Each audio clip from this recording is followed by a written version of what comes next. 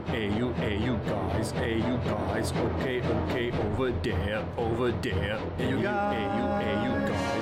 hey you guys, okay over there, hey you guys, okay. Ah, the friggin' shot!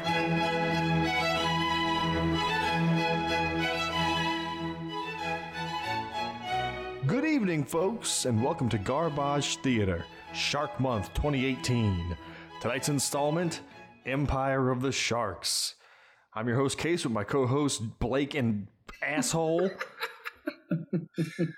I'm sorry. I'm sorry. I thought I would... I don't know what I thought. Let's please get this shit show on the road so we can be done with this movie. I'm extremely sorry, too. Because here it is. With this episode, I am basically handing over the sword of Van Damocles to Chase. Because I think I set a new record for minutes slept through a movie. And I took 0 notes. I slept for most of this thing. I couldn't stay awake. I'm sorry. I mean, honestly, I can't even be mad at you. The movie. Yeah, I mean, this was such a hard sleeper. Watch. It's so tough. I wanted to watch it, and then I'd doze off, and I'd wake up, and I'd be like, I'm not going back. Never would I thought I would utter the words, I would have rather watched Planet of the Sharks. Seriously. Planet of the Sharks even had a couple of moments that I thought were kind of all right. Yeah. Brief glimpses of things that were kind of all right.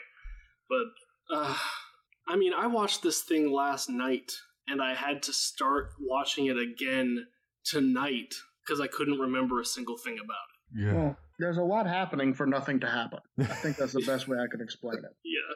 I mean, it is honestly close to China Salesman in terms of how much I hated this. Yeah. I was not expecting that. However, I did watch all of this one, so it's got that going for it over China Salesman. It was shorter than China Salesman, at least. Oh, yeah, by at least 3 hours. Yeah. By at least a week. God, Lord. Okay, well, I guess we need to plod through this. Yeah, let's go. So, Empire of the Sharks.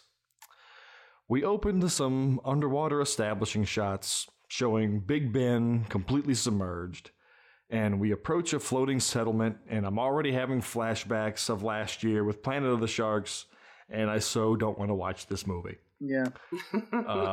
So Planet of the Sharks opened with Statue of Liberty, right? Underwater. Yes. So this is Big Ben. So we're above London, which is information that we needed for no reason. Yeah. What's taller, Big Ben or the Statue of Liberty? I don't even know. Statue of Liberty, I guess. I would assume, I'm just going to say Statue of Liberty just because, for pride reasons, I guess. I'm just trying to think if we're getting less impressed by the depth of the water. So, and maybe I'm just an idiot, but was this connected to... Yes. They are connected? For one reason only. Completely sure. Okay. Oh, they're definitely connected. Okay. Did you miss the cameo? I saw there's 2 cameos. Yeah. But I wasn't sure they were playing the same characters. It's not clear. I didn't see the cameo, so let me know. I'll let you know when we get to them. Okay. Yeah. It's, I mean, like I said, it's getting less impressive with shorter buildings being underwater. It's already less impressive because the sharks no longer have the planet. They have a mere empire now. It's going to go down to county of the sharks and eventually subdivision of the sharks. Yeah, the sharks aren't even the main threat. They're just wielded. They're just there by somebody else. Also, as we go through this, I'm going to tell you the actors that these people had in mind when they created these characters, but there was no fucking way they were getting them. That'll add some life to this, what I'm sure going to be... Oh, yeah, there's 3 of them where you know who they wanted, but they wasn't getting them. Mm-hmm, yeah. I have to say, I've only got 8 pages of notes, and it contains almost no jokes. Yeah. Because I was so depressed watching this movie. I couldn't force myself to be funny. So I'm gonna try to inject some hilarity into this post, but I didn't write any jokes. That's for damn sure. It was like a black hole of creativity. Yeah, it sucked it all. I was like, I've been trying to make these posters, and I don't think I can make one for this. I need to be inspired somehow by something visual or. No, you go outside. You find a nice little pile of dog shit. You take a picture of that, and then you Photoshop a shark fin swimming through it, and there you go. Boom. Boom. Post it. Okay, so we haven't gotten past the establishing shot. This isn't boding well. So, the rag attired villagers all stand around waiting for clean water to be distributed, when the one clean guy in this hovel of dirt people gives his away to a little girl. 2 other villagers, a man and a woman, stand looking out on the endless ocean, and she hands him the head to the staff of Ra, apparently. But he tells her that it's for her alone to use. And so she holds it up to the light and spins it around, and she guesses that it's 8 o'clock. And he corrects her and says, no, it's 8:15. You need to keep practicing. So I'm assuming at this point it's a sundial, but only she's allowed to use it, because no one else needs it, apparently. It's useless. They spot an incoming ship. Actually, spoiler alert, it's useless. Yeah. They spot an incoming ship, and he tells her to keep it out of sight. That first clean villager that we saw comes up and tells the older gentleman, Tustin, that his tests worked, and it will scale up so that they can make their own fresh water. Now, this is important to note, because you don't think of it, but later, this is actually really important information. The main guy is working on a way to make their own fresh water, and it never comes up again. And this whole movie is about the control of fresh water. Right. And they actively pursue like another way to make fresh water. Yeah, they're going to steal some other person's way of making fresh water. I think it's just because there was more pressing matters than this guy's, harebrained scheme of, we don't even know if it worked. The other one definitely works. Yeah. Well, he says that the test worked. He just has to scale it up. Scientist. Well, regardless, Tustin tells him that now's not the time for that, and awaits the approaching ship. On the ship, a duster-clad man and his goons board the floating village and start taking supplies. Duster tells them that he thinks that they're keeping their share to themselves, but Tustin assures him that's not the case. Duster then tells them all that Ian Fenn owns the ocean, and he merely allows them all to live in it. He lays out the rules that all Ian Fenn asks for is for tribute, and in return they get fresh water. So he's like Aqua Negan, apparently. Yeah, I thought that guy, if he had been played by Jeff Goldblum, this thing would have been awesome. That's not who I was thinking, but like that would be a cool one. I was kind of thinking that he was like a Nicolas Cage type. Yeah. To see Jeff Goldblum do the motions with the power glove on his hands. making those weird sounds. Mm-hmm.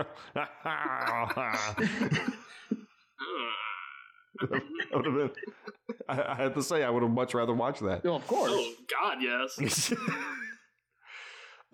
So his goons come in and they haul some jugs of water into the village. The men, this guy's name is Mr. Scrim, and his men are very adamant about protecting their elbows.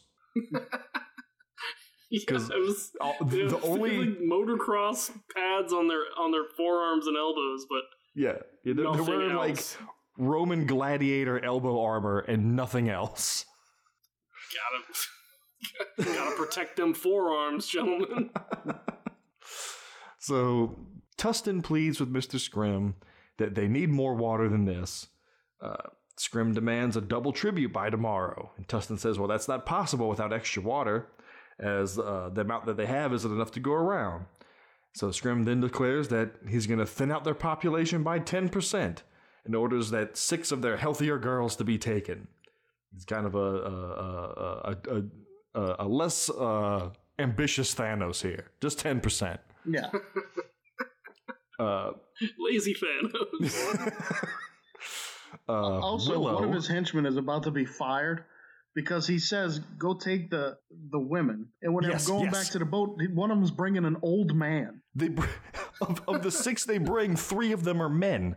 Like he said healthy women. He said healthy young women, if I'm not mistaken. I think that's just what healthy young women look like in this post-apocalyptic future.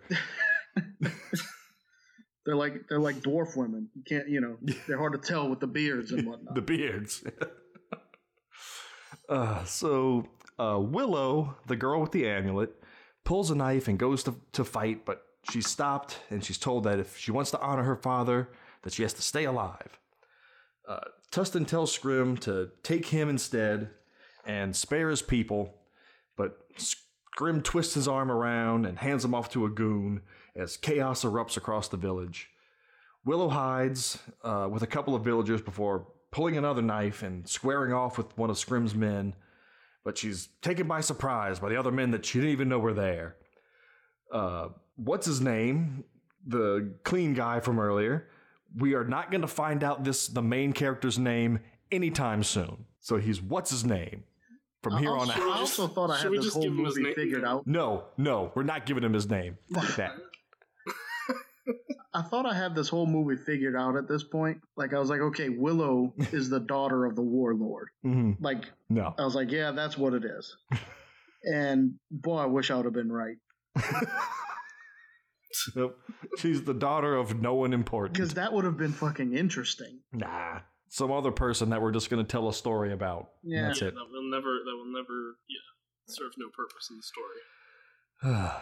So she's taken by surprise. What's his name grabs a pike and goes to help, but he's stopped by what's her name. We're not going to find out her name for even longer. I refuse. When I write these notes, I write them as if, this is the first time I'm seeing everything. So once I learn the name, I don't go back and change the name. It's whatever the hell I was calling them. No. So that's the way we're going to do this. So what's your name stops them because they're outnumbered. Scrims tells the people of Karatoa to prepare for Ian Finn's wrath. And they drop this little device into the water and lower Tustin down off the bow of the boat that they tied him up to in the off scene, apparently. The device goes off and 3 sharks that have cyber modifications in their heads swim up and rip Tustin to bits and pull him down into the water. A villager readies to throw a spear at Scrim when Scrim waves his magical Nintendo Power Gloves and another shark leaps up and devours him before he can throw it. So, yeah, the sharks are controlled by Nintendo technology. I don't. Why were they gloves? Like the sharks have green glowy deals on their heads. Yeah. If he'd put on some kind of helmet or something, I would have bought that faster than him making hand motions. No. Yeah. He might as well. Them. He might as well have been waving around 2 Wiimotes. No. Sharks don't know English. He needed to do the sign language. He was doing the universal sign for chomp with his hands. Yeah, there's sharks, John, not ants. Everyone knows ants understand English. Yeah. Of course. How could I have forgotten? So, Scrim kills a few more villagers via shark before his crew haul away the women and the men. He tells them that to have the tribute by tomorrow if they want their people back. What's his name uncovers a little mini submarine and begins to board it. But what's her name stops him and asks if he's ever piloted it solo. And what about the sharks? He says, I'll just go deep where they won't see me. Yeah, that'll outwit those damn sharks. I'll go further in the water. It's the last thing they'll expect. And with my extensive knowledge of sharks that I get from the real Shark Week and the movie Jaws, sharks attack from underneath anyway. Yeah. Yeah. So you're only going to where they're more likely to be. From where they're starting from. Yeah. Yeah. Well, but do sharks even have good vision? I mean, is staying out of sight the issue, or is it more vibrations and stuff? Yeah, it's sensory. Yeah. They're gonna notice a fucking sub under there. Yeah, especially a loud ass creaky sub like that. Mm-hmm. Yeah, made out of garbage. Yeah. If you got that kind of technology, what are you doing on that little floating pallet town piece of shit? Yes. That is one of my biggest questions about the movie. I have comments about the technology available to these, hovel-dwelling dirt people. Yeah. And we're going to get to that. So they both get in the sub and they go down. Meanwhile, on Scrim's boat, Willow looks concerned as they sail away from the village. Back on the sub, what's-his-name launches into some backstory about seeing something like this before when he was little, but the man in question respected the sharks, and, it's really hard for me to give a flying shit about your backstory when I don't even know your goddamn name. Yes. What's-her-name says that he thought that man was just a fairy tale, but what's-his-name says he was real, but now he's long dead. But maybe one day there'll be another, and I hate this. So there's some mystical man that can control the sharks without power gloves eventually back then. That's almost a stupider premise than the power gloves. the shark collar, they call them. Some innate ability to control sharks. Yeah. How does this happen? So what's his name looks through a periscope and watches his Scrim and his men unload the prisoners. He surfaces the sub and jumps out and swims up to the floating walkway to the hideout. He's spotted immediately by a guard, but he pulls him into the water when he attacks. Which immediately disables anything he can do. Yes. Go ahead. This is the first plan of his that goes absolutely fucking tits up, immediately. Nothing he ever does in this movie works for any amount of time. No. It's he makes a plan and fails right away. Yeah. I just don't get, people live on the water. So most likely if you've survived to adulthood, you know how to swim, correct? Yeah. So you start fighting people and you throw them in the water and it's I don't have to worry about that guy. He went in the water. Well, now here's the thing. I'm also confused about the timeline of this apocalypse because it seems like the flood happened up to this point in one person's lifetime. Right. Yeah. And people have forgotten everything. Know about that. Yeah, because, not to jump ahead, but I'm going to do it anyway. Ian Fenn explains that he knew the shark collar. And that's right. It was when they were fighting over the last couple scraps of land as the waters were rising. I wonder if it took him more than 9 years to forget who God was. Well, apparently it took him 9 years to all forget how to swim. Yeah. So, where the hell was I in this that I don't even care about? He's spotted by the guard. He pulls him in. This whole sequence feels like we started the movie in the third act. The rest of the goons spot him and attack. He tosses another into the water before having to jump in himself to dodge a goddamn flamethrower tower that they have. I was like, a flamethrower tower? I must have missed the flamethrower tower. I don't remember that. They only use it once. Yeah, only once. I missed it. That was all the flame juice they had. Now they got to resort to the trebuchet. So what's-her-name spots the trouble and starts taking the sub to him when we see the device from before hanging in the water turns on.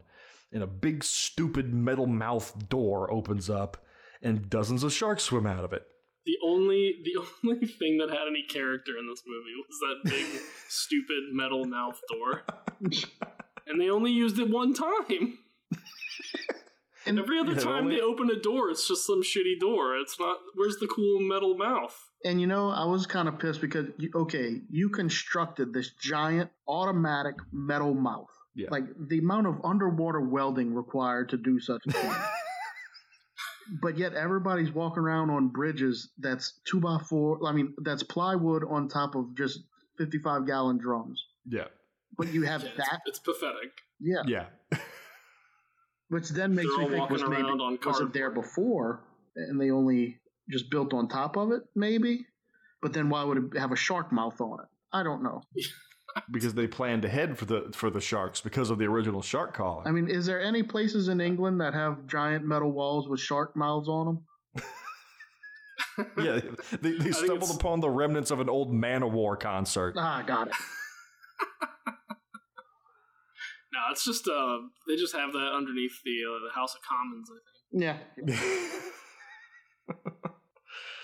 Yeah. So what's his name slowly swims to the sub as the sharks start to close in.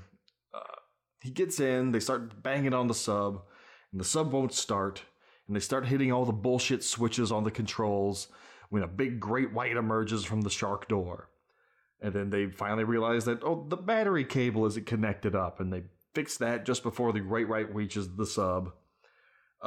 As they drive away, they hear the sub creaking and worry about how long they can stay underwater. Water starts leaking in, and the exterior lights start burning out when the hull of the sub starts collapsing in. I don't think that's how pressure works, though. Like, when the water starts coming in, it wouldn't just be dripping in like that, right? Or am I wrong? think. I think I would imagine once there's a breach, it starts to fail. It would push it. Yeah, it would start pushing that crack wider and wider. Right. And then when they can surface, it's like to alleviate the pressure and the leak goes away. No, the hole's still there. Dude, can we talk about the sub for a second? Yeah. The cockpit, it's clearly made of wood on the inside. Wood and I don't know, dense foam or something. That's all these people have is wood. It's metal on the outside. They used up all their metal for the shark door. And then this periscope that he used, see how it was held together with gaffer's tape? Yeah. It was all jiggly. It was like the flimsiest prop. And then it isn't even like the periscope was that long. This is one of the few subs we've seen that has a window in the front of it. Use it. Yeah. Yeah. So as the sub is collapsing, what's his name finally decides to not kill them and ascend. Meanwhile, they're down there grimacing and stuff too. Like the pressure is affecting them inside the sub somehow. God damn it. Yeah. So meanwhile, on Ian Fenn's hideout, the goons take Willow to the Wheel of Pain until she can figure out what's best in life. Scrim tells Finn that the ship will, with the components for the wave energy, will be docking in Nauru any day now, so that they can use it to convert kinetic energy from the ocean and no longer require human power. Okay. Finn tells him that the sooner the better, but Scrim says that they still need captives to feed to the sharks. Holy shit. Why can't they just feed them fish? Something just hit me. I'm so sorry. Uh-oh. Ian Finn. Mm-hmm. That has got to be a reference to Sharknado. Is it? Because Ian Ziering plays Finn Shepard in Sharknado. Ugh. Why not? It's got to be. Why not? Asylum. His name is, it's spelled F-E-I. It's spelled different, but they say it. Yeah. It's spelled Fane, but they say it Finn. I'm going with maybe. it.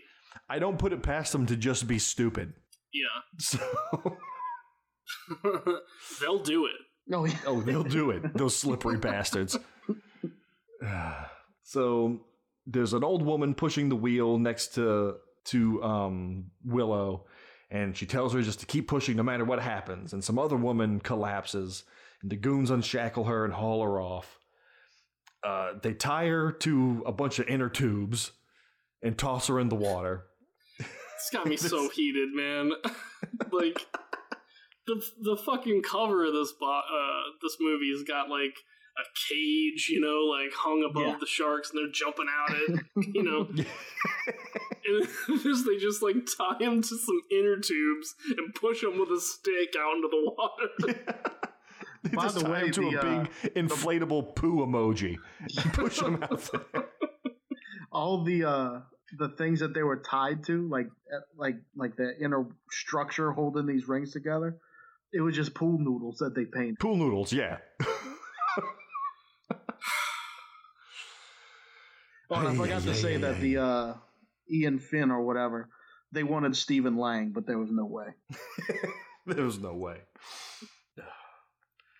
So they let her loose in the water. They let loose the sharks, and they snap her down in a little poof of blood. Back at the village elders are telling young Timor, fucking finally, it only took 20 goddamn minutes of movie to learn what the main character's fucking name was. So they tell Timor that Finn will return the prisoners if they just do as they're told and get the tribute. The elders say that Finn's men need them alive to power their machine, so they're not worried about them being threatened or killed. And if a few have to be sacrificed for the greater good, so be it. These elders are the worst. What good are they? All they're doing is like, just do what he says. He's only going to kill some of us. You know, it's like, you guys are the elders. Aren't you supposed to do what's best for everybody? They only come here and take the young women. We're fine. We're all old and shit. We're safe. Yeah. Well, by the sample that they took, I don't know about that. This is true. So back at the wheel, the old woman next to Willow sees her amulet because she's waving it around like an idiot, even though she was supposed to keep it out of sight. Yeah, she's holding it out in the open, and then when she sees that this woman sees it, she's like, oh shit.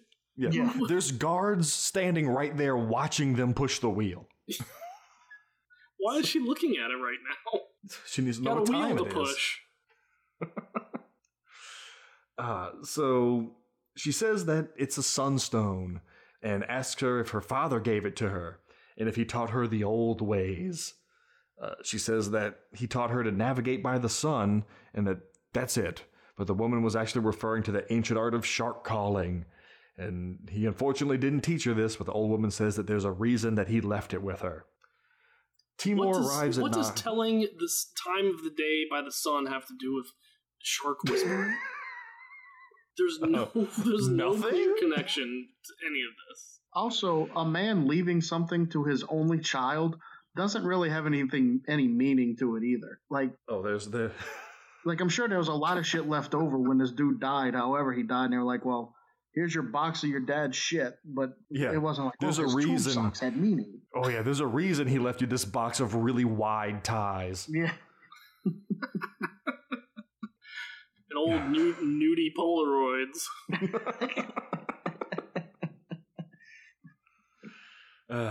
So Timor arrives at Nauru and goes to the entrance as budget Dennis Nedry comes out.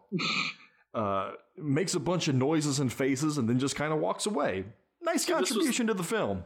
This was the first cameo. This was the radio guy from Planet of the Sharks. Yeah.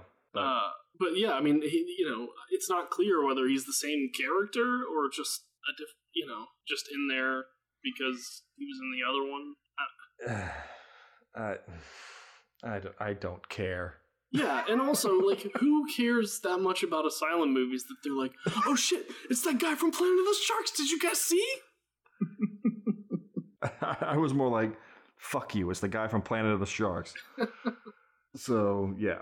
A guard at the door takes Timor's offering bag, and two other guards shove him away. Timor gets all riled up. Yeah, you're asking for trouble, mister. Yeah. He's so ineffectual.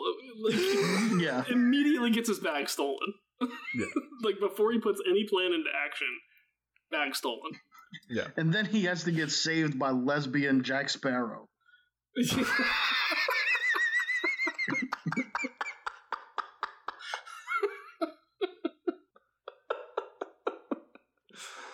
Oh my God. So, yeah, moments later, those same 3 guards come flying out of the doorway as some old woman comes out with the bag and returns it to Timur and tells him that she's keeping a piece of jewelry for her trouble and walks away to some badass music. I wonder if she's supposed to be some sort of badass. So, Timur recognizes this woman and they follow her inside. She's Anne Aldrin, and he tries to hire her for a charter, but she says that he doesn't have enough to hire her. Meanwhile, in the background, there's a breath-holding competition going on between a couple of guys and a woman. It sounds like a joke, but that's really what's going on. That's actually, yeah. I thought, okay, are they dunking their heads in big jugs of booze that they're drinking? No, they're not doing that. Are they bobbing for apples? That's significantly stupider, but no, they're not doing that either. Oh, they're just holding their breath. Oh, that's the stupidest this could get, I guess. And people are betting on it? Like, I'm sure there's other shit it's to like bet the on. casino from Vegas Vacation. It's like, pick a number. Or coin flip. So the 2 guys tap out really quick, but the woman stays down for way longer than she needs to before she pulls her head up with a dramatic wet hair flip slow-mo shot. She collects her winnings when a man in a ratty suit and fedora approaches and demands his cut. They run this little scam daily because she's a free diver and she can hold her breath for a really long time. But she wants out as she thinks that the locals are starting to catch on. He says that he's gotten wind of a big score with a ship coming in with some serious cheddar on board. But she dissolves their relationship anyway and storms off. And who cares if there's a ship coming in? Like, as soon as they dock, you'll be like, hey, y'all want to hold y'all's breath? Like, I think I'm guessing here because maybe I'm giving the movie too much credit, but I think the ship he might be referring to is the ship is the one with the stealing. Well, still, yeah, spoiler hey, alert. you got all this fancy equipment on your boat. You want to hold your breath for it? No, we'd rather get paid when we get there. Maybe he was going to run a different scam, or maybe they were just going to actually steal it. They're just doing this to pass the time. Oh. But we don't know. Yeah. We don't know what this. Those slippery asylum bastards. I was about to say, greasy bastards. I don't know what the relationship between these 2 is. No, you know, like it seems like he's got her under some kind of debt or something. Mm-hmm. But it's never. But no, it's never explained. No. Yeah, that's the best way you can sum up this movie is. Can we talk about the costumes really quick, too? Sure. They're terrible. Like, this guy comes in and... it's like they're trying to do... Yeah. I don't know if you guys... Did you guys watch Firefly? There's that character that wears the bowler and the jacket. It's sort of similar. I don't know what... Maybe they're trying to do that with this character. He just seems so out of place. Yeah. Well, there's no real, philosophy for how the costumes should look. No. Like, Timur looks like he just walked out of a Levi Strauss store. Willow looks like she just walked out of Forever 21. Anne is just a straight up pirate. Yeah. The village rabble are just like the people from Stargate, just the villagers. They're just wearing like cloth. Yeah. Yeah. There's no overall theme of what this world is supposed to look like. No. And it's not like each town or whatever has its own particular look or anything. No. It's all just a mess. Yeah. It's a mess. So Timur approaches her and coerces her to listen to his offer of a lifetime to infiltrate Hawksbill Fortress. And What's-Her-Name approaches a different guy who's working on some sort of diving mask. This guy's name is Toby.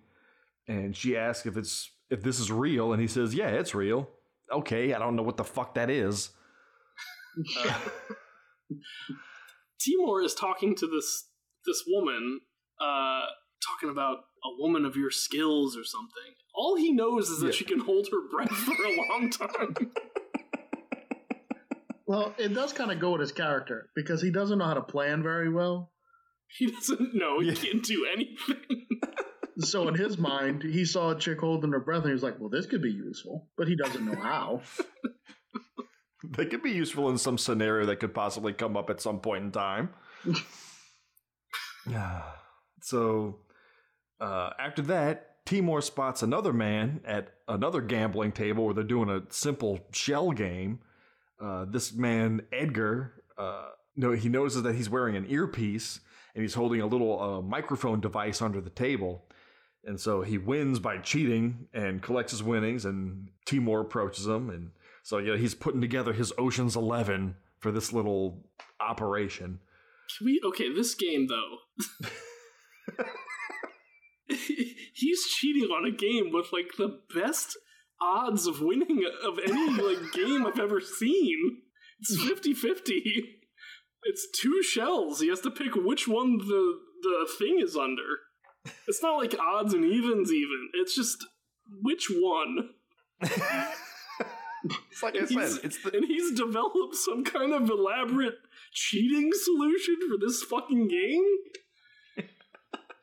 Oh my god. Like I said, it's the casino that Cousin Eddie went to in Vegas Vacation. It's full of these stupid little dad games. Yeah. So Timur lays out the plan to Edgar that he wants to use his sonic tech to ping this fortress to map the structure. Toby will use his deep sea salvage suit, which is I guess what that was, to dive in and crack open a weak spot. And Blondie will free dive deeper than the sharks can go to lead them away from the rest of the team. It seems like she got the shit end of the stick on this little plan. Go swim out with the sharks. The team will then rescue the prisoners, and the payoff for their help will be to steal Finn's desalination machine to make their own water, because Timur has forgotten that he already invented a machine to do this. Yeah, I guess you're right. So, I guess, and just to back up a bit, I think the reason why the girl's so willing to be the free diver that baits the sharks into going too deep or whatever, like anything's better than sitting around that place getting finger banged by Jack Sparrow over there. Jackie Sparrow. Jackie Sparrow. Oh man. But okay, so before and they her had last to go... name's Aldrin too. Yeah. Lay back, I'm gonna make you see stars. Yar.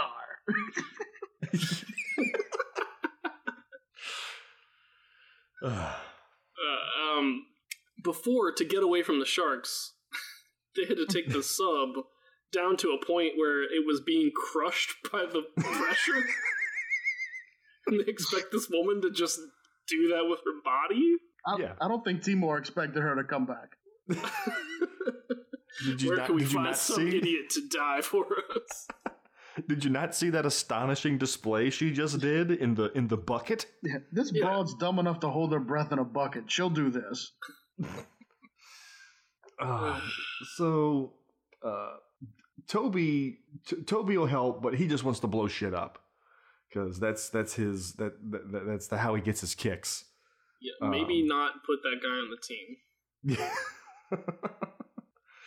But they decide that they still need a boat, so Timur again asks Anne, but is once again blown off. They go through several other captains, including the captain from Planet of the Sharks. There's cameo number 2. And turned down by all. What? Which one was he? Dude, I couldn't tell you what happened in Planet of the Sharks right now, but I mean, I don't remember it. He was the one that had the boat that went 11 knots. I don't remember the guy, but I'm instantly enraged when you said that. He's the one guy with a boat in that whole movie. I mean, I think I know which one you're talking. He's the one that like took a shot when he was talking to him and all that. Yeah, Okay. yeah. But okay, so how did he get? Assuming we're in London, in Planet of the Sharks, they were in New York. How the fuck did he get all the way over there? Take a long ass time going 17 knots. Oh, Lord. Yeah. So I'm just going to say that's enough to make this shit pile an official within the universe movie. Yeah. Yeah, it is, but why? Yeah. Timor's turned down by all these guys. Out on the dock, the new teammates meet Timor and tell him that they have a boat. They lead him to a docked vessel and they say that it's theirs, and he's the captain. Because the crew is a little tied up. Timor is outraged as this is not the way that he does things. But Edgar shows him a crate that they found on board, and inside is the kinetic energy harvester, and not a bunch of turkey roasting trays and cappuccino machine parts. Right. Timor then radios Scrim, and he demands that they release the prisoners unharmed as they have their cargo. So Scrim replies back and threatens to destroy Keratoa if they don't release the boat and the cargo. So Timor does. Yet another plan of his just straight down the shitter. Like, ooh, I didn't think of that. Yeah, he calls him thinking this like thinking he's got big dick energy or something, and he's like, "Yeah, I got your fucking machine parts." The guy was like, "Oh yeah, well, I'll kill all your guys." He's like, "Oh crap." Shit, that's the whole point of this. That was one of those times, like, when I saw that, the Kirby Enthusiasm music was in my head. When they're all standing on the dock watching the boat go away.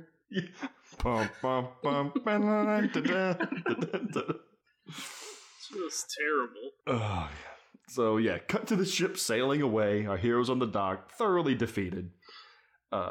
Classic Asylum moving padding. This scene had nothing to do with anything, but hey, it took 10 minutes. Mm-hmm. The crew try to formulate a new plan, but Timor's sub only holds 2, and it's going to take a few days for Edgar to retrofit his sonar system to work underwater and teach Timor how to use it. Again, we're living. This is a planet of water, and they have trouble getting a boat. Yeah.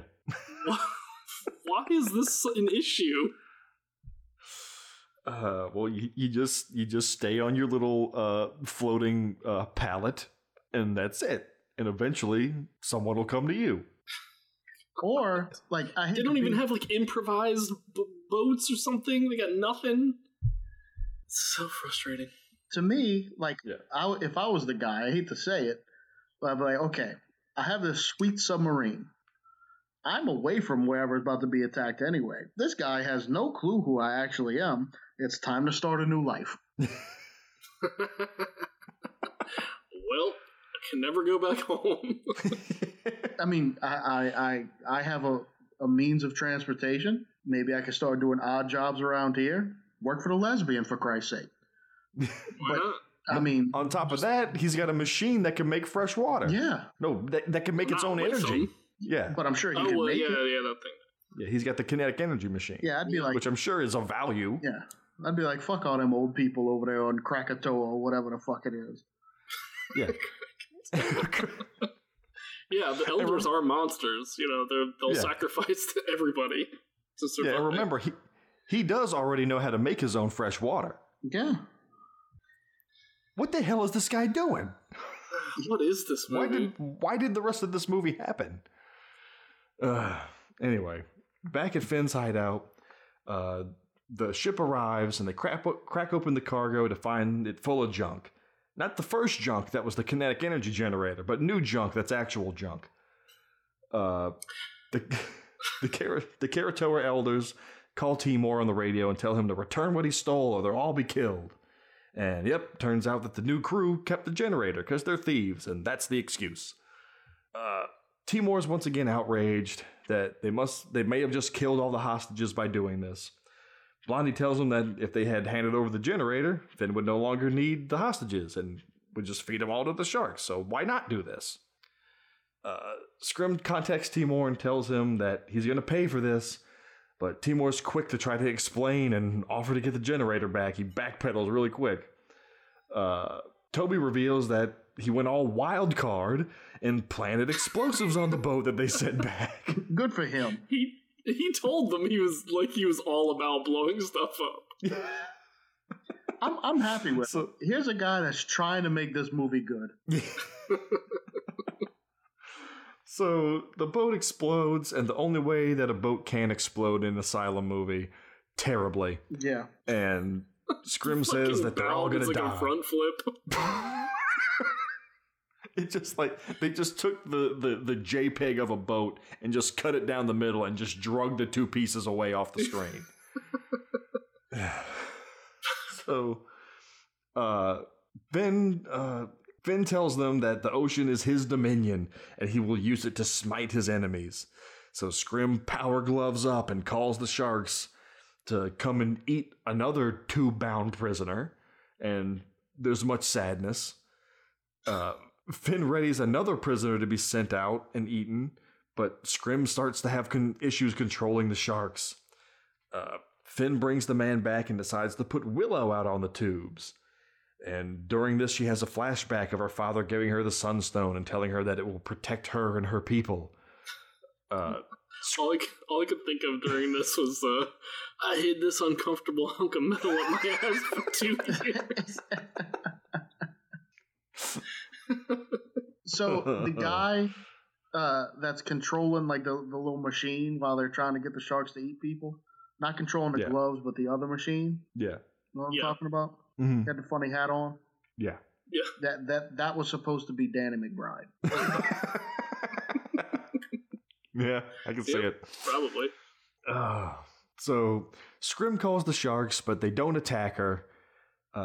Finn deduces that Willow is able to interfere with the sharks, and he brings her back in. Finn tells Timor to bring the cargo to Nauru in 1 hour and meet Scrim for the delivery. Timor orders his... So he was threatening to kill everybody on Karatoa if he doesn't return it. They didn't return it, blew up the boat, killed a bunch of people, so he killed 2 prisoners. Also, you find a girl... The 1 prisoner. You found a girl that can control sharks with her mind that defeats your main way of like holding dominion over everybody. Why don't you kill her?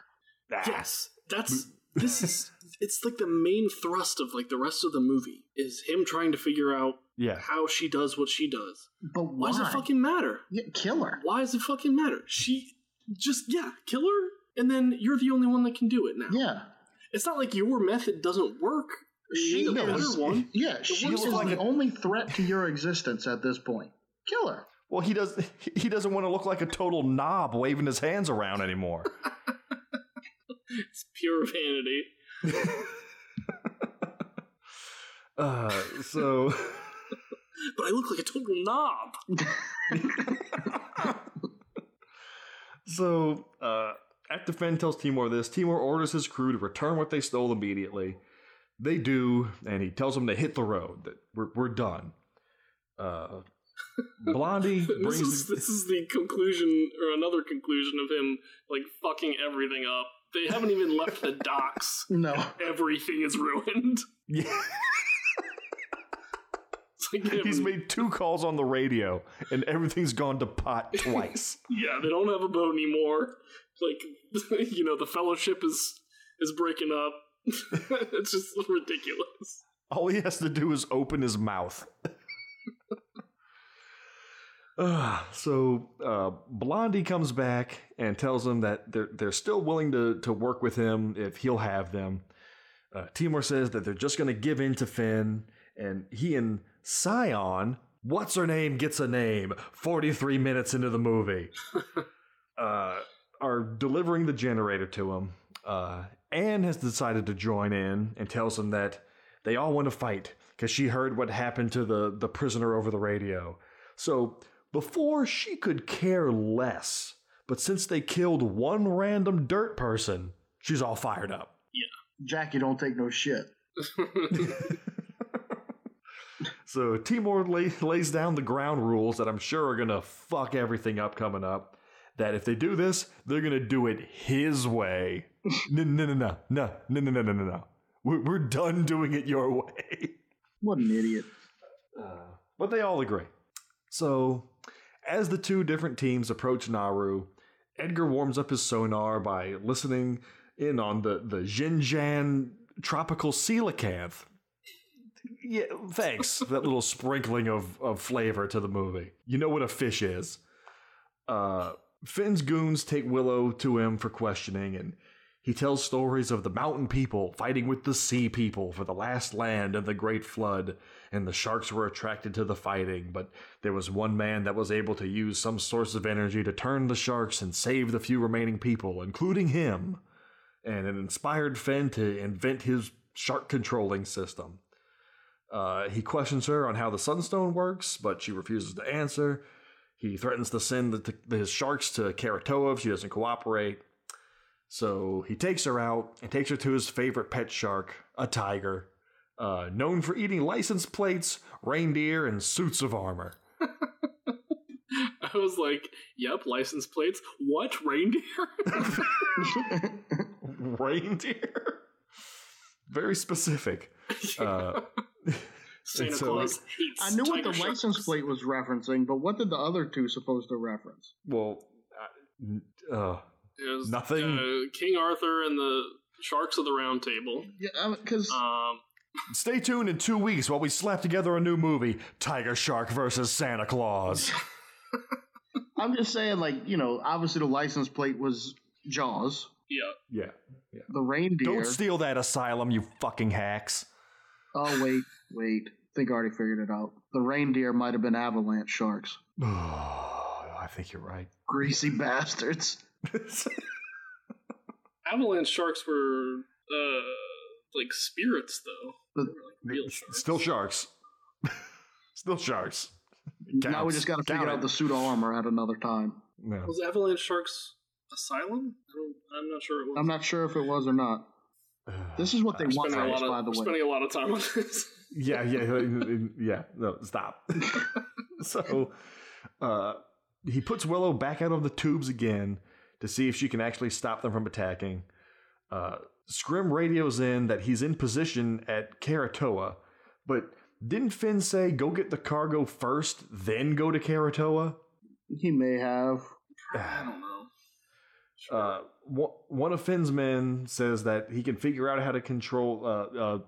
Budget Danny McBride says that he can figure out how to control how she controls the sharks by recording her brain waves and analyzing them.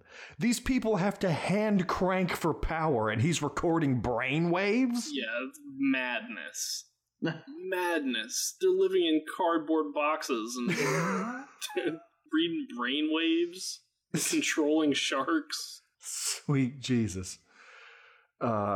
Scrim radios Keratoa and tells them that he's there under Finn's orders to destroy them on his command, and Budget Danny McBride straps Willow into Dr. Emmett Brown's mind-reading headgear, and Finn orders her to command a shark to attack the old woman that was helping her earlier. They toss her in the water, release the sharks. Why wouldn't they just attack her anyway? They're sharks. I don't know. She can override the shark's own wills, apparently. But they were telling her to make them attack her. Do they need provocation to do that? Maybe their default is to not do anything. Mate, those slippery bastards. Because I mean, but this point in the movie, I think I have a note that's just like, this is so boring. it's just Ian and Willow, and he's making threats, and she's being silent, and then he makes more threats, and she stays silent, and nothing ever happens. And this is like the fourth time they put someone in the water in a tube and nothing's happened to them. Yeah. I think that people they're in set on tubes, bring them passive. back out. Set on passive. Yeah. Like pets on Warcraft. You just set on passive. Oh, Lord. So, Scrim prepares to use the sharks to destroy Keratoa as Finn counts down from 10. The woman pleads with Willow to just kill her to save the others, but Willow refuses. Just as Finn hits one, an alarm blares out, and Finn orders Scrim to call off the attack and return to Hawksbill. So, meanwhile, Hawks don't have bills. That just hit me all of a sudden. We fucking got you, Asylum. That's it. Finally. They got no getting out of this one. They got cocky. There's no way getting out. Yeah. So, on Anne's boat, they're sailing towards Hawksbill. Anne warns them that Hawksbill is armed with a catapult, so they need to be wary. What about the flamethrower tower? The sharks are released as Willow is put in a cage with the other prisoners. They plead with her to try to control the sharks sans amulet, as Finn has taken it. But she says that she can't do it without the amulet. As Timor and crew approach, Finn readies the catapult. Timor says that he's going to draw the catapult's fire so the rest of the crew can get in close. So he gets on a goddamn motor-powered surfboard right out of a fucking Ninja Turtles cartoon and zips away. So there's a little dude on a fucking boogie board and a ship full of people, and they're going to prioritize their 5-minute to reload catapult at the little tiny dude. Apparently. He's just annoying him. He's out there wagging his ass at us. Right now, there's two guys standing on the bow of a boat looking through a spyglass and off their East Indian Trade Company boat saying, "That's the best damn pirate I've ever seen in my life." They look at him and say, "We got to take that guy out or he's sure to win the South Bay Annual Regatta." Doesn't even need people from the West Coast. So, as Timor and crew approach, Finn readies the catapult. They fire, and they launch a fucking car engine at Timor that he skillfully dodges and starts working his way back to the ship. Finn's men reload the catapult, and Anne takes the ship closer. Edgar's trying to ping the base to map the layout, and they launch another car engine. This place is lousy with car engines. And they're all bright, shiny, brand new stuff. And it's like, okay, these things could be used in boats as well. Nah. What are you doing? Rocks. We're going to use them as rocks. Also, by the way, Asylum are some slippery bastards. Uh-oh. Because there is a hawksbill sea turtle that exists. These greasy motherfuckers. Jesus Christ. Just when we just can't. You just right can't when you get your them hands down. around them. Oh, Lord. So they fire another car engine that narrowly misses the ship. Finn, this time, power gloves up and sends a swarm of sharks at the boat. Edgar finally maps the base, and they turn the ship around to flee. More car engines are flung as the shark swarm closes in on Timor. One knocks him off of his surfboard as the crew scrambles to help him. While they're leaning over the edge, a shark drags Toby overboard and underwater. And then Blondie goes into this slow motion and she hears, "Get Timor!" Which at the moment, I swear to Christ, I thought was supposed to be Toby saying it underwater from the shark's stomach. That's what I thought at first, too. At that point, I went, what is this movie fucking doing? But no, it's Anne in slow motion because Blondie's having a Saving Private Ryan moment. And we get Blondie's name. It's Nemu. Mm-hmm. 62 minutes. That makes sense. They pull Timor aboard and finally slip away. Later, Edgar shows them on the map that the shark door is the only way in, and Timor volunteers to take Toby's place in the plan and swim down through the shark door. Finn, meanwhile, tells his men to prep the kamikaze shark. Uh-oh, something cool's going to happen, or won't. Almost. It was kind of cool. Almost. I like the shark choice of shark was interesting. Yeah, they chose a goblin shark to be the kamikaze shark. Okay, good for you. But then they strapped a bunch of Wile E. Coyote dynamite on it. God, I hope not. Yeah. But now that I'm thinking about it, motherfucker. Yeah.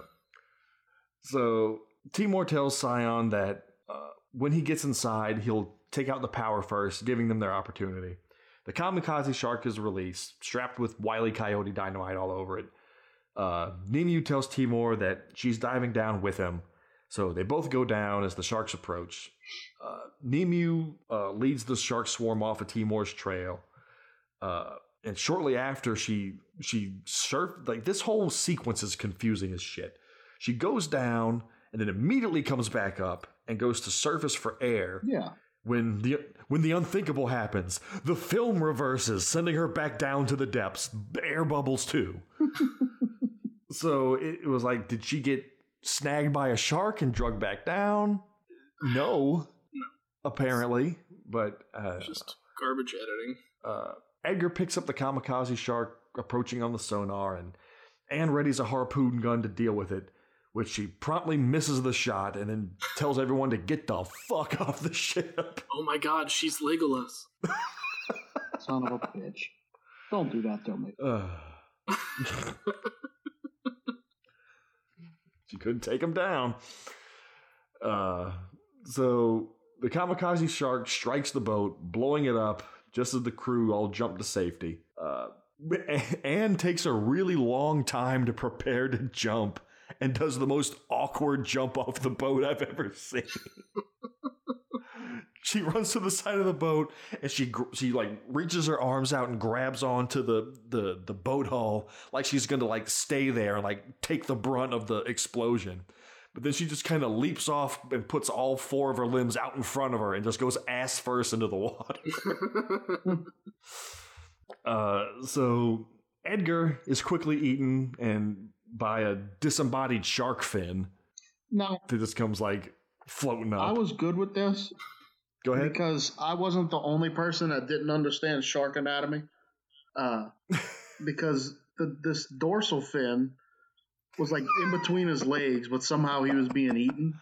Yeah. So I was like, good. You know, I made the unwise thought that, you know, sharks poo out of their tails. And these people don't know where a shark's head is, so I'm off the hook. Well, maybe that particular shark was just a ball of heads.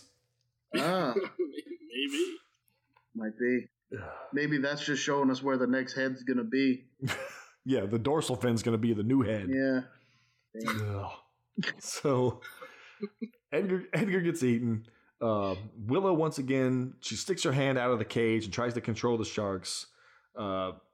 The sunstone. Oh wait, hang on. I'm skipping ahead here. I just really want this to be over with. Yeah, seriously. I'm about to say, nobody's going to argue. Before Willow senses Timor was in danger and she puts her hand in the water and concentrates, causing the sunstone to glow on Finn's desk. But meanwhile, Timor gets through the shark door, but they're close behind him, and Willow gives up with a single tear rolling down her cheek. After that, the boat blows up and Edgar gets eaten. She tries again. The sunstone lights up, but this time Finn notices it. And the sharks swim away from Scion and Anne, who are struggling to stay afloat, giving them the chance to swim up to Finn's men and be captured, just to be strapped onto some tubes and sent back into the water. Put on tubes and pushed out with a stick. Yeah. So Willow is hooked back up to the brain scanner as Finn releases the sharks. Willow controls the sharks and stops them from attacking as they start getting all the data that they need. She then commands the sharks to turn on their masters as they start devouring Finn's men. It's about fucking time. Finn cranks up the brain machine, which knocks her out. Timor surfaces inside the base to find the prisoners on the wheel. Finn tosses Willow's unconscious body into the water where she sinks down. Scrim and his crew finally arrive and enter Hawksville.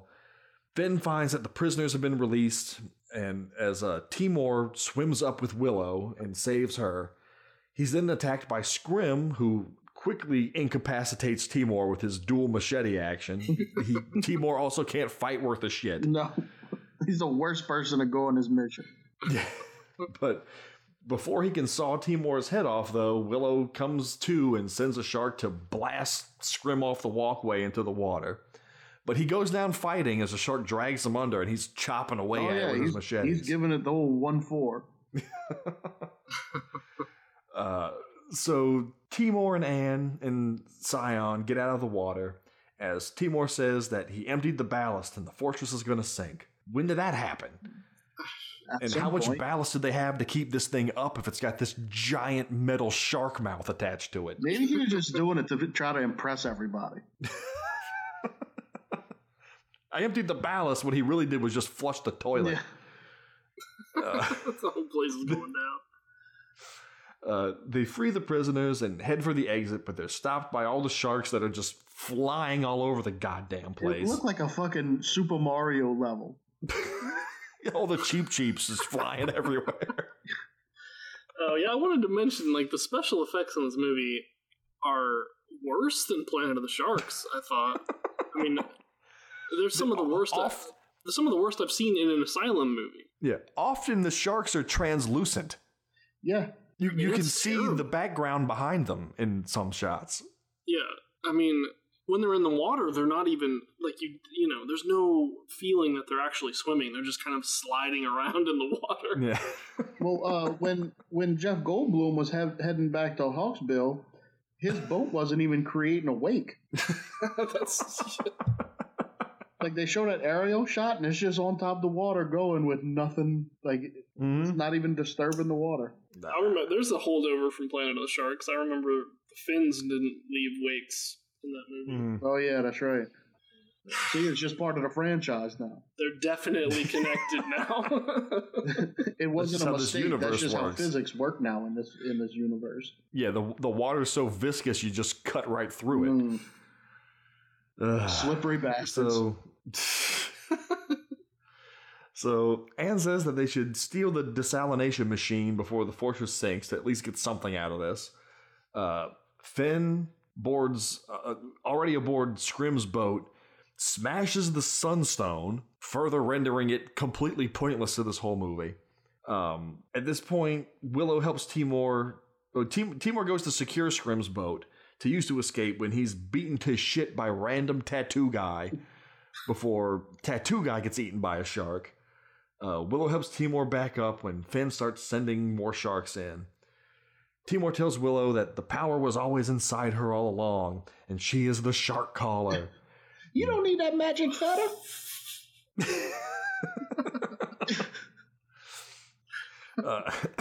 Finn makes a shark knock them both into the water.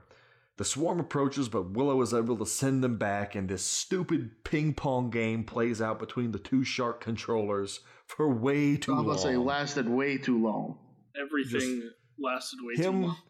Him waves his power gloves, and the sharks go at the screen, and then she does a little Neo face palm, and then the sharks go away from the screen, and then it goes back and forth, back and forth, back and forth, back and forth, back and forth. She manages to shut off his mind control mechanism. That's a power, too. Sends out an EMP or something.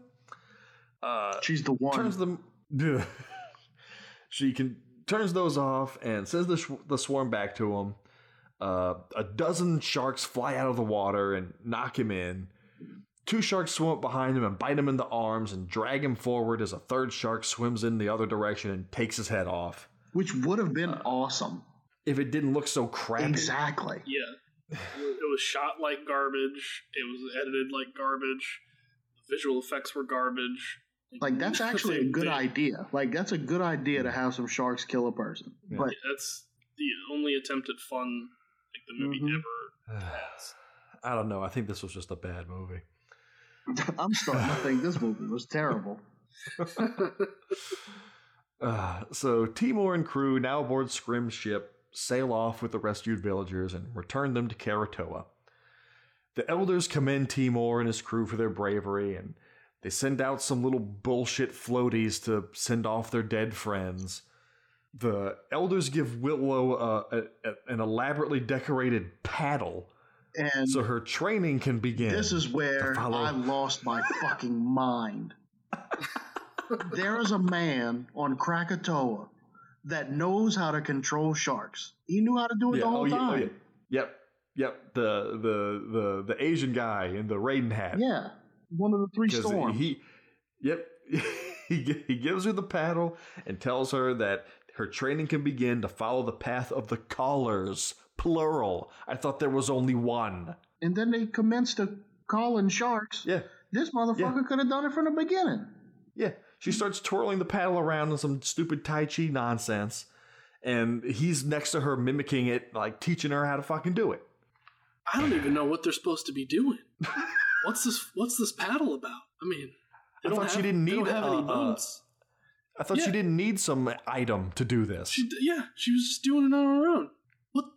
What the fuck are they trying to do? Yeah. So Scion tells Timur that he's going to have to up his game if he wants a shot with a shark collar. And he says, well, he has heard of a tale of a man who took out the baddest warlord in the seas, but he didn't do it alone. Frodo wouldn't have gotten far without Sam. No, you didn't do it at you all. Didn't have to.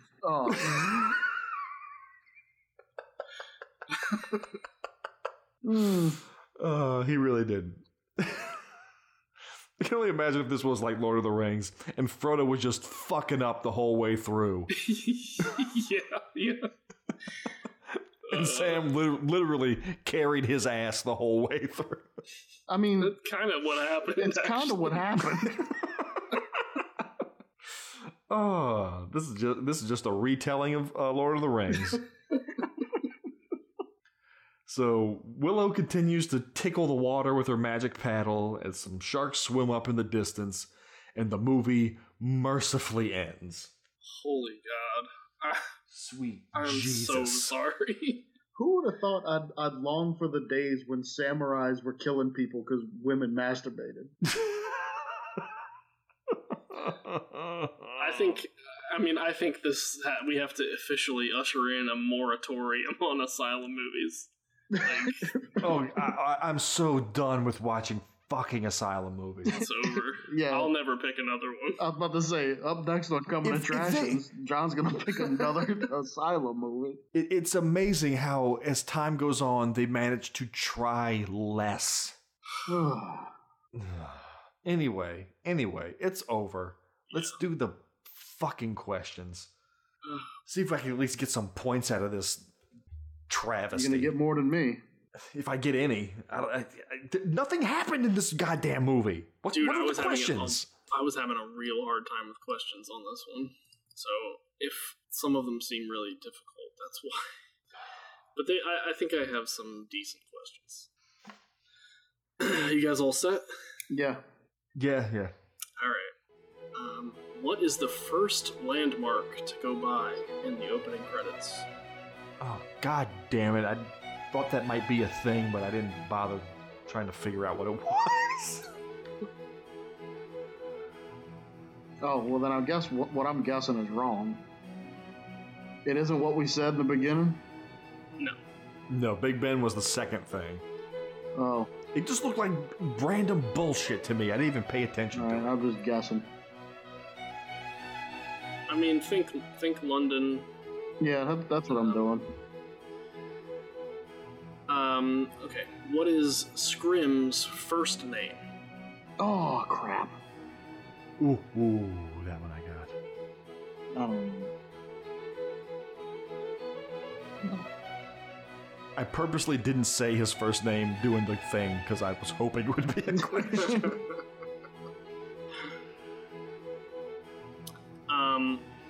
What does Edgar say the catapult is made out of? Ah. Ooh.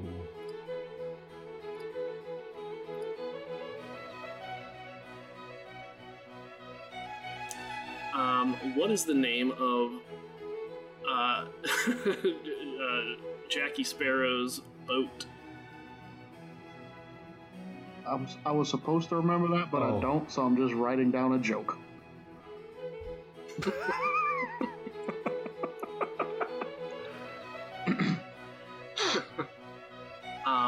Also, there's an animal pictured on the bow of that boat. Yes. What is that animal? Oh, thank you. I definitely got 3.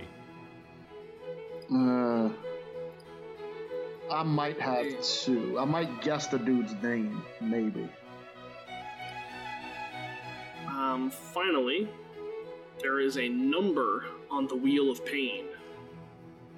Wait, isn't that 5 questions? Yeah, that was 5? Yeah. That was 5. 1, 2. Oh, you're right. Okay. Sorry. Cancel that question. Good, because I didn't know that one. Yeah, that was probably the hardest one. Okay, what's the first landmark to go by? Is it London Bridge? London Bridge? It was the Eye of London. That big Ferris wheel thing. Yeah. What is Scrim's first name? Is it William? It's Mason. Mason is correct. Oh, well.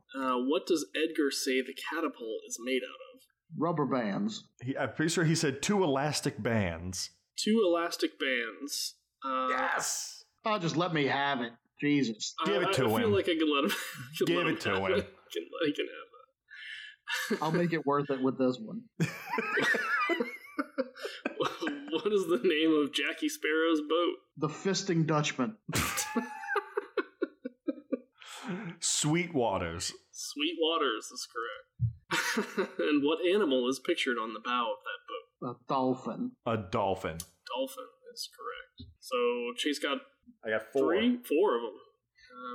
Blake got 2. Yeah. Yep. That's what 12 to Chase ahead by 9. 3, right? Yep. Still doable. No, we're Still we're anybody's watching a Van game. Damme movie. You're losing Still a Neil anybody's Breen game, movie but- to I like my...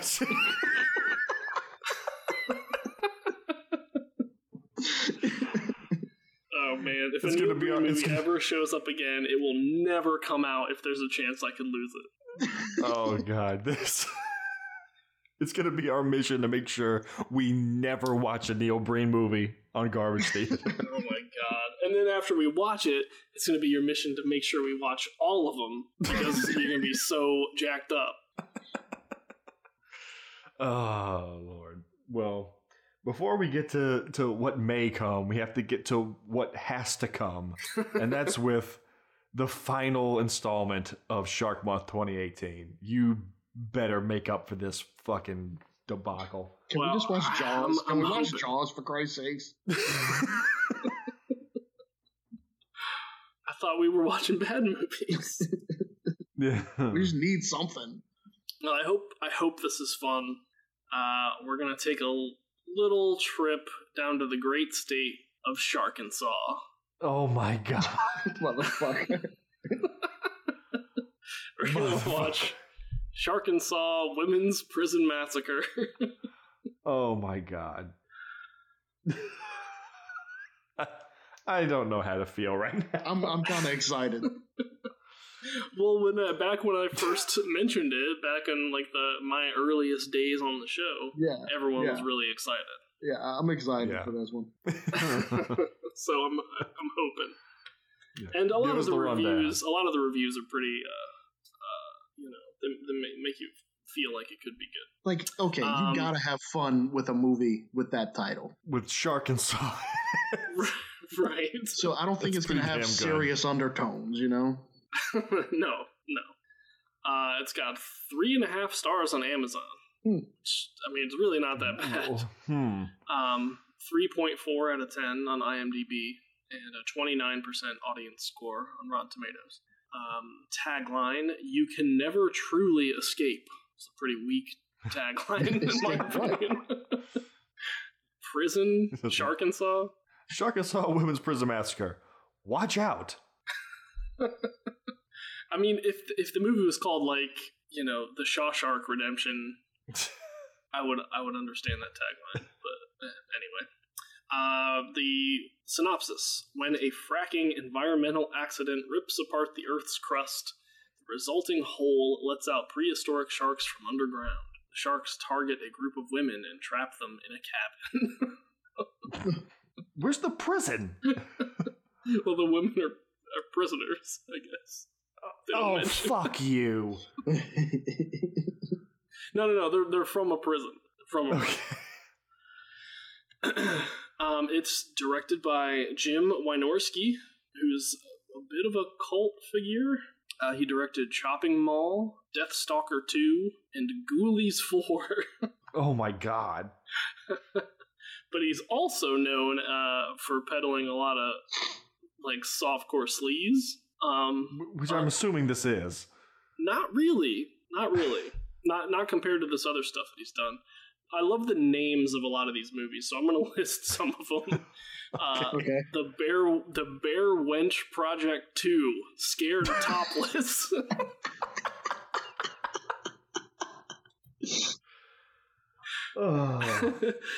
Alabama Jones and the Busty Crusade. The Lusty Busty Babacue. The Witches of Breastwick. I like that one. Yeah. This one he directed under the name of H.R. Blueberry. Okay. I don't know why I thought that was so funny. And my favorite one was The Devil Wears Nada. That's a good one, too. Yeah, it's pretty solid. He interned for Roger Corman in his early days, cutting trailers. And Corman gave him the opportunity to come up with something for a distributor who wanted a movie about a killer in a shopping mall and told him that he could direct it. And that became Chopping Mall, which is about a murderous security robot. Yeah. Killing a bunch of teens that snuck into, I don't know, they wanted to spend the night in the mall for some reason. When you first said that Corman gave him a chance, I was, before you finished it, I was about to say, and then he Tamored the thing all up and just fucked everything up and never got anything done. Chopping Mall's a pretty good time, actually. Right. It stars Dominique Swain, who was the daughter in Face Off. Okay. Tracy Lords and Christine Wen. See, we got some. You sure this thing's not breaking the porn rule? Yeah, it's got Tracy Lords in it, for God's sake. She hasn't done porn in a long time. She hasn't done porn since she was 16.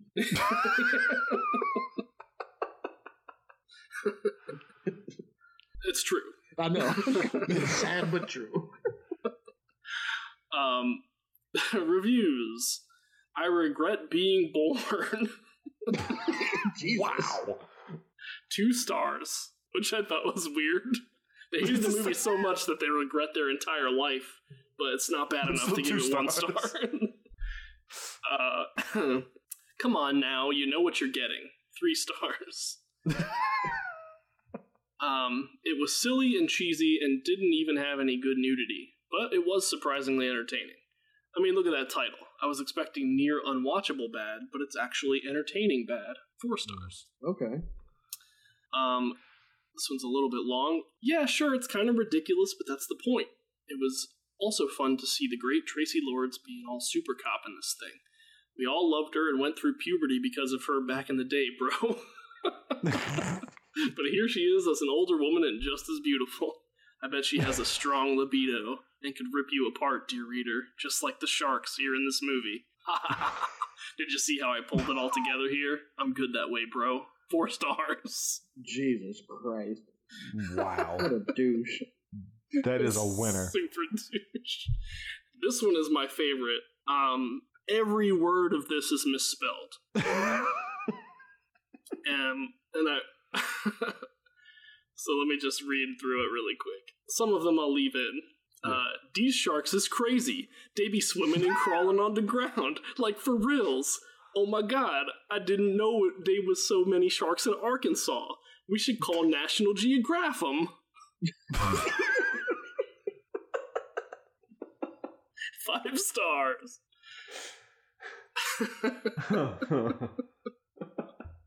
Every word is misspelled. So anyway, I'm looking forward to this one. Hopefully it should be fun. Close out Shark Month the right way. We'll see. We shall see. Yeah. There's a very bitter taste in our mouths right now. I know. I feel it too. Shark Month's supposed to be fun, John. I'm sorry. I thought maybe. Never again. Done with you, Asylum. You're on the list. Yeah, until somebody picks an Asylum movie. Yeah. I'll make sure I do that. All right, well, that's that. I'd like to thank everybody for listening. If you can, drop us a review on iTunes. We would very much appreciate that. You can find us on Facebook at facebook.com/garbagetheater, on Twitter at garbage_theater, and on Instagram at garbage_theater. If you want to suggest a movie to us, throw it out there. We're on the verge of season 4, so give us some ideas. Send that to any of those social channels, or you can email us directly at garbagetheaterpodcast@gmail.com. No one has any final thoughts. People, we just want to go to bed. Yeah. After this fucking thing. Yeah. I feel so bad. I wish I could somehow reach into the past. You know. My notes are just in a heap on the floor because I've just been letting the pages drop as I get through the page. You losers can go to bed. I'm one of the 5 people left that plays Overwatch, so I'm going to do that.